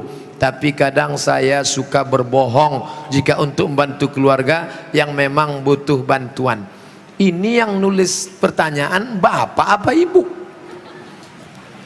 Kalau bapak sudah berikan yang 5, makan sudah, pakaian sudah, tempat tinggal sudah, pendidikan sudah, perhatian sudah, sesuai dengan urf, wa ashiruhunna bil ma'ruf, berilah mereka pergaulan urf. Urf itu seperti layaknya, kira-kira layaknya standar orang daerah Pondok Aren itu perempuan diberi berapa, tidak terlalu kaya, tidak terlalu miskin, yang sedang-sedang, kira-kira diberi berapa standarnya, misalnya 3 juta 5 juta dia beri, maka sisanya itu terserah dia untuk yang lain, maka dia sudah menunaikan kewajiban. Urf, pengambilan hukum ada 10, Quran, hadis, ijma', qiyas, syar'u man qablana, saddu zara'i, qaulu sahabi, istihsan, istisab, urf, tradisi, kebiasaan. Berapa yang layaknya untuk daerah Pondok Aren? Semoga Ustadz selalu dilindungi Allah, amin. Bagaimana antum menyikapi beda mazhab, khilafiyah, firqah? Bagaimana dengan ayat Allah, wa'tasimu bihablillahi jami'a, wa'tasimu, bersatulah, bihablillah, dengan tali Allah. Yang dimaksud tali Allah itu Islam, Al-Quran dan Sunnah. Adapun ijtihad ulama berbeda-beda, tapi kita di Indonesia sudah disepakati 3, akidahnya Asy'ari, fikihnya Syafi'i, tasawufnya Sunni, Junaid al-Baghdadi dan Abu Hamid al-Ghazali. Saya ulang sekali lagi, Ahlussunnah wal Jamaah akidahnya Asy'ari, fikihnya Syafi'i, tasawufnya Sunni, Abu Hamid al-Ghazali dan Junaid al-Baghdadi. Maka kita pegang yang itu. Saya belajar di Maroko 2 tahun, mazhabnya Maliki. Maliki Ahlussunnah, pertama Hanafi, nomor 2 Maliki, nomor 3 Syafi'i, nomor 4 Hambali. Keempat-empatnya Ahlussunnah. Tapi ketika saya pulang kampung, saya tidak bawa mazhab Maliki. Kenapa Ustaz tidak pakai mazhab Maliki? Andai saya pulang ke kampung, saya pakai mazhab Maliki. Mazhab Maliki kalau sholat tangannya lepas ke bawah, Allahu Akbar. Fatihahnya pakai baca kiraan Warsh, Alhamdulillahi Rabbil Alamin, Ar-Rahmanir Rahim, Maliki Yaumiddin, mimnya pendek. Kemudian gak pakai bismillah, Allahu Akbar, Alhamdulillahi Rabbil Alamin, gak ada bismillah. Kunut subuhnya sebelum rukuk, walam yakul lahu kufuwan ahad, baca kunut, kunutnya gak bunyi. Andai saya buat sholat subuh seperti ini di masjid dekat rumah saya, Allahu Akbar, Alhamdulillahi Rabbil Alamin, Ar-Rahmanir Rahim, Maliki Yaumiddin. Selesai sholat pasti jamaah komplain semua, tolong sholatnya diulang, tadi imamnya ISIS. Menimbulkan fitnah karena mereka tidak tahu. Di sini diajarkan qiraat sab'ah mutawatirah, ditambah 3 masyhurah, ditambah 4 syadzah, 14 qiraat dipelajari di sini. Ditambah lagi nagham, bayati, soba, nahawan, sika, jaharka, bayati, ras. Faham mereka tajwidnya. Tapi tidak semua masyarakat ngerti. Andai anak pesantren Al-Qur'aniyah sholat di luar masjid, dibacanya qiraat lain, walam yakul lahu kufuwan ahad, maka makmum dengar, wah ini aliran sesat ini.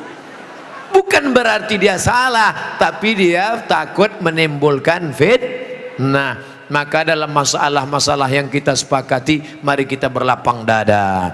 Adapun yang kita sudah berbeda, mari kita terima perbedaan selama dia masih Ahlussunnah wal Jamaah. Syekh Abdurrahman Sudes, Imam Masjidil Haram, selama di Makkah nggak pernah pakai bismillah jahar.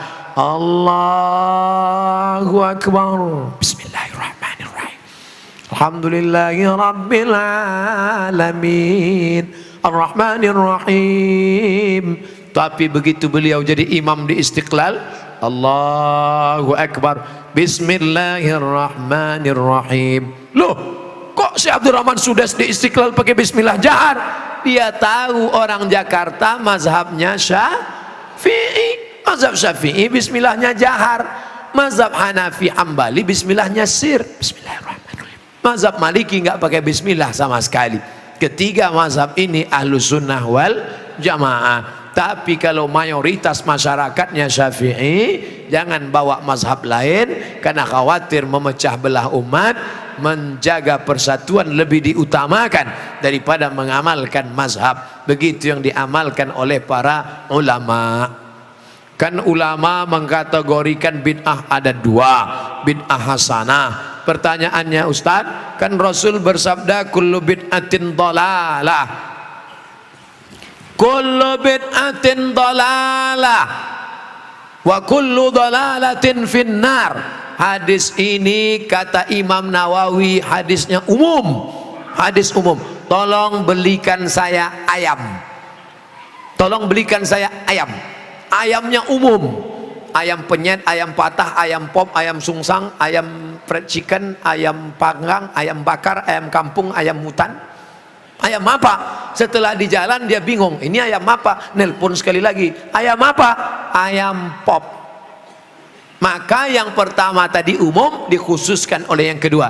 Begitu juga kata Imam Nawawi yang mensyarah hadis Sahih Muslim, kullu bid'atin dhalalah, semua yang bid'ah itu sesat, umum. Tapi kemudian dikhususkan oleh hadis man sanna fil islami sunnatan hasanatan, siapa yang membuat tradisi yang baik, falahu ajruha, dia dapat pahalanya, wa ajru man amila biha, dan orang lain yang melakukannya selama tidak bertentangan dengan Quran dan Sunnah. Nah, sekarang ada orang mendefinisikan bid'ah hanya dengan 5 jari. Kalau tidak dilakukan Nabi, bid'ah. Kalau sudah bid'ah, masuk neraka. Kalau begitu pembahasannya, nanti kamu bisa memasukkan sahabat Nabi dalam neraka.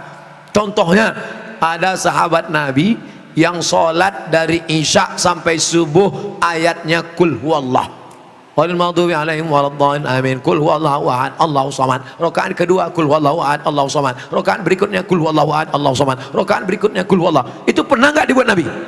Nggak pernah. Kalau dipakai definisi, kalau enggak dibuat Nabi bid'ah, berarti sholat pakai kul huwallah dari Isya sampai subuh bid'ah, masuk neraka. Nama sahabat Nabi yang sholat begitu siapa? Qatadah bin Nu'man dalam kitab hadis Musnad Ahmad bin Hambal. Tapi perbuatan itu dibenarkan Nabi, sunnah takririyah. Oke, itu Nabi masih hidup. Bagaimana dengan Abu Hurairah? Abu Hurairah sebelum tidur malam menyimpul tali 2000 simpul tali dipakai bertasbih sebelum tidur malam. Subhanallah, subhanallah, subhanallah, subhanallah, subhanallah. Ada diajarkan Nabi, hai orang-orang beriman, sebelum kau tidur malam ambil tali jemuran, buat 2000 simpul, sebelum tidur petik 2000. Ada? Tidak ada. Jadi kalau didefinisikan, kalau tidak dibuat Nabi bid'ah, engkau sudah memasukkan sahabat Nabi ke dalam neraka, karena definisi yang singkat, yang pendek, pemiskinan. Oleh sebab itu ulama faham, sudah saya tulis lengkap dengan dalil-dalilnya, 444 halaman terkait masalah bid'ah. Tidak semudah itu saudaraku.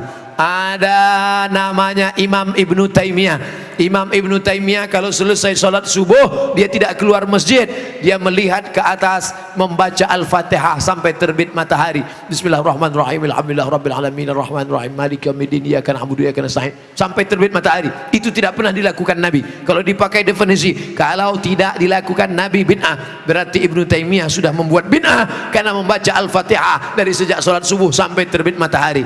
Maka jangan katakan bid'ah kalau tidak dibuat Nabi bid'ah. Ini tidak betul. Yang betul adalah kalau tidak ada dalilnya bid'ah. Selama ada dalil hadis qauli, hadis fi'li, hadis takriri, perbuatan sahabat, qiyas, ijma', maka perbuatan itu tidak bid'ah. Bagaimana pandangan Ustadz dengan laki-laki yang berambut panjang? Apakah itu termasuk menyerupai perempuan? Saya belajar ke salah seorang syekh. Ketika itu ada yang nanya, "Syekh, apa betul Nabi Muhammad itu rambutnya panjang?"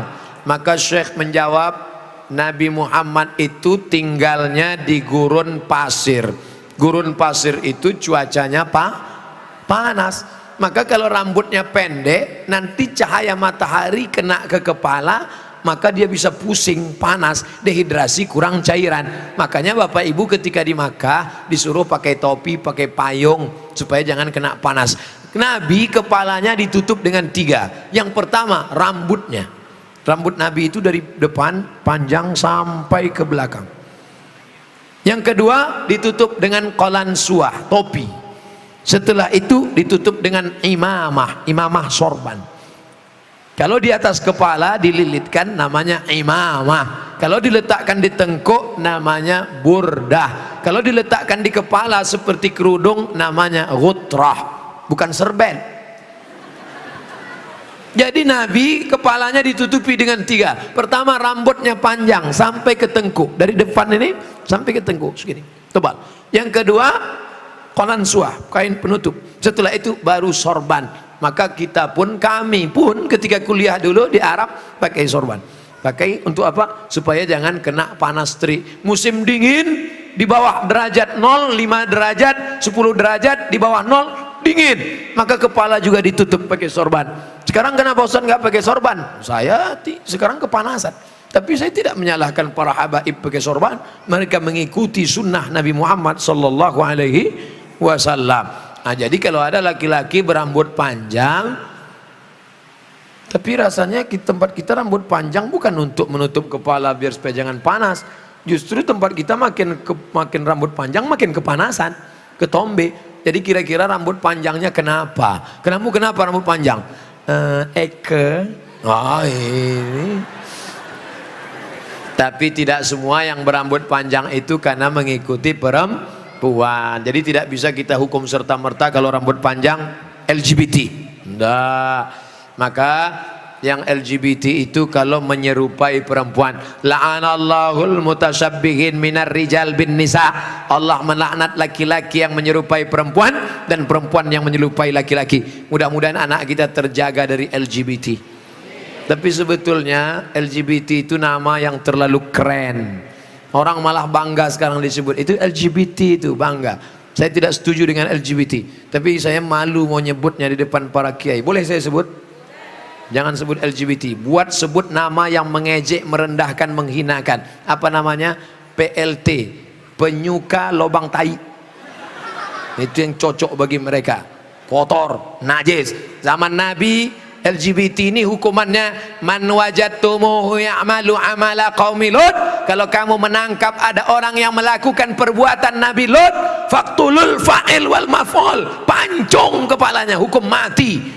Untung dia hidup bukan zaman Nabi Muhammad. Kalau hidup zaman Nabi habis, selesai. Bapak Ibu yang dimuliakan Allah Subhanahu wa taala. Ustaz berani ngomong gini apa enggak takut nanti ditangkap bencong? Ngapain takut? Banyak yang bela saya. Tapi pas pulang nanti sendirian ngeri juga ini. Insyaallah, wa ta'awanu 'alal birri wat taqwa, saling tolong menolong dalam kebaikan dan ketakwaan, wala ta'awanu 'alal itsmi wal udwan. Ingatlah saudaraku, ada satu kampung namanya kaum Sadum. Pernah dengar kata Sadum? Dari kata Sadum inilah muncul istilah sodomi. Sodomi artinya perbuatan orang Sadum, umat Nabi Lut. Bagaimana hukuman Allah? Ja'alna 'aliyaha safilaha.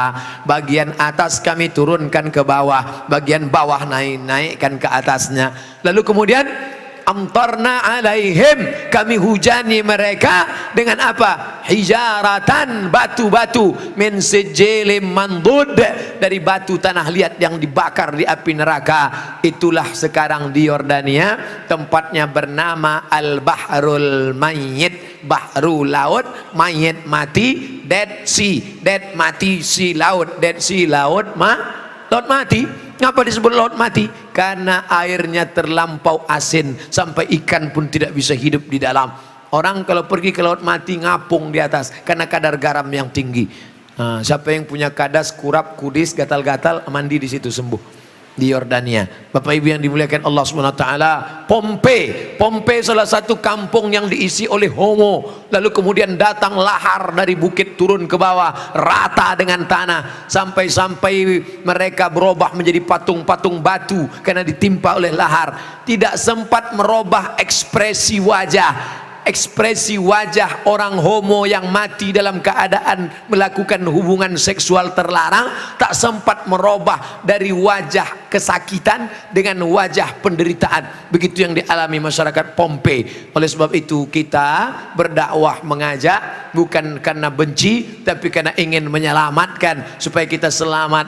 La ta'murunna bil ma'ruf, ajak mereka berbuat baik. Wala tanhauna 'anil munkar, larang mereka jangan sampai melakukan perbuatan mungkar. Kalau kamu diam saja, aku tidak khawatir, kata Sayyidina Ali, aku tidak khawatir tentang betul dan batil, batil dan betul, karena dunia ini isinya betul dan batil. Yang aku khawatirkan adalah ketika kebatilan merajalela, orang yang betul diam. Karena orang betul diam, maka orang batil menyangka betul, yang betul menyangka batil, batil betul, betul batil. Orang yang betul diam, ibu yang betul diam, bapak yang betul diam, yang batil berkuar. Akhirnya yang batil merasa betul, orang yang betul diam 1000 bahasa. As-sakitu anil haq syaitan akhras. Orang yang betul tapi diam melihat kebenaran diinjak-injak, dia adalah syaitan akhras, setan bisu. Begitu kata Imam Abu Ali Ad-Daqqaq yang dikutip oleh Imam An-Nawawi dalam kitab Al-Minhaj Syarah Sahih Muslim Ibn Al-Hajjaj. Maka bersuaralah saudaraku, anak-anak muda, lawan kemungkaran ini. Terus berperang dengan HP-mu. HP-mu adalah senjata, bukan menebarkan kebencian, bukan menebarkan hoax, tapi dalam rangka watawasau bil haq watawasau bis sabr. Allahu akbar. Itulah kaji kita pada malam hari ini. Tausiah sudah 60 menit, menjawab pertanyaan 30 menit. Pas setengah 11 dari jam 9, 10, setengah 11 kita lanjutkan dengan membaca doa ala hazihin niyah al-fatihah. A'udzu billahi minasy syaithanir rajim. Bismillahirrahmanirrahim. Alhamdulillahi rabbil alamin. Arrahmanir rahim. Maliki yaumiddin. Iyyaka na'budu wa iyyaka nasta'in. Ihdinas siratal mustaqim. Siratal ladzina an'amta 'alaihim ghairil maghdubi 'alaihim waladdallin. Amin. Allahumma arhamna bil Qur'an. Curahkan rahmat kepada kami dengan kemuliaan Quran. Waj'alhu lana imaman wa nuran wa hudan wa rahmah. Jadikan Quran sebagai imam kami, sebagai penerang cahaya kami, sebagai rahmat bagi kami ya Allah. Allahumma dzakirna minhu ma nasina. Ingatkan kami ayat-ayat yang pernah kami lupa. Wa 'allimna ma yanfa'una. Ajarkan ilmu yang bermanfaat bagi kami ya Allah. Warzuqhu tilawatahu, warzuq tilawatahu ana al-laili wa atrafan nahar. Berikan kami kesempatan untuk membaca Al-Quran pagi, petang, siang dan malam. Allahumma ja'al abna'ana wa banatina min hufazil Quran wal hafizat. Jadikan anak-anak kami menjadi para penghafal Quran. Minal mujahidina fi sabilik bi amwalihim wa anfusihim. Mereka berjuang menolong agamamu dengan harta dan nyawa mereka. Allahumma dafa'an al-ghala wal waba wal fahsya wal riba wal liwat wal zina wal munkar. Selamatkan negeri kami dari malapetaka bencana, dari musibah, dari LGBT, dari perbuatan zina, dari riba, keji dan munkar. Allahumma a'inna, tolong kami, ala zikrika, supaya hati kami selalu berzikir mengingatmu, wa syukrika, selalu bersyukur padamu, wa husni ibadatik, selalu beribadah dengan ibadah terbaik. La tada'lana dzamban illa ghafarta. Keluar dari majlis ini dalam keadaan bersih dari dosa. Wala dainan illa qadaita. Tolong kami melunasi hutang piutang riba. Wala maridhan illa syafaita. Ada yang sakit di antara kami, angkat penyakitnya, sehatkan ya Allah. Wala maitan illa rahimta. Yang sudah meninggal dunia, lapangkan kuburnya. Wala aziban illa zawajta. Yang lajang, yang gadis ingin menikah, mudahkan jodohnya. Wala raghiban illa anjabta. Yang ingin punya anak, berikan anak yang saleh dan salihah. Allahumma ja'al ma'had Al-Quraniyah ma'hadan aziman. Jadikan pesantren tahfiz Quran Al-Quraniyah menjadi pesantren yang besar ya Allah. Ka'batan lil ulum wa thaqafah, menjadi tujuan mencari ilmu pengetahuan. Min masyariqil ardi ila magharibiha, dari segala penjuru anak-anak umat Islam mencari ilmu kemari ya Allah. Allahumma barik lana fi amwalina, berikan berkah pada harta kami. Wa barik lana fi auladina, berikan berkah pada anak-anak kami. Wa barik lana fi azwajina, berikan berkah pada pasangan hidup kami, wa barik lana fi kulli ma a'taitana, berikan berkah pada semua yang kau titipkan pada kami ya Allah. Rabbana ighfir lana dzunubana, ampunkan dosa kami, wali abaina, ayah kami, wali ummahatina, ibunda kami, wali asatizatina, ustad-ustad, guru-guru, kiai-kiai kami, wali man hadarana, semua yang hadir di majlis ini, waliman ghaba anna, yang tidak datang karena uzur syar'i, waliman sabaqana, saudara yang sudah mendahului kami. Rabbana atina fid dunya hasanah wa fil akhirati hasanah wa qina adzabannar. Allahumma ij'al akhir kalamina 'inda intihai ajalina, ketika ajal kami tiba jadikanlah yang terakhir keluar dari mulut kami la ilaha illallah Muhammadur Rasulullah sallallahu alaihi wasallam. Wa sallallahu ala sayyidina wa maulana wa syafi'ina wa zukhrina Muhammad wa ala alihi wa sahbihi wa sallam, walhamdulillahi rabbil alamin. Taqabbalallahu minkum minna wa minkum taqabbal ya karim. Terima kasih segala perhatian, mohon maaf segala kekhilafan. Pulang dengan tenang, jangan berdesak-desakan. Tunjukkan Islam agama yang damai dan bersih. Tadi datang kemari dalam keadaan bersih, tinggalkan lokasi ini dalam keadaan suci dan bersih. Ambil botol-botol, tisu-tisu, koran-koran, sampah-sampah, buang pada tempatnya. Terima kasih segala perhatian, mohon maaf segala kesilapan. Wassalamualaikum warahmatullahi wabarakatuh.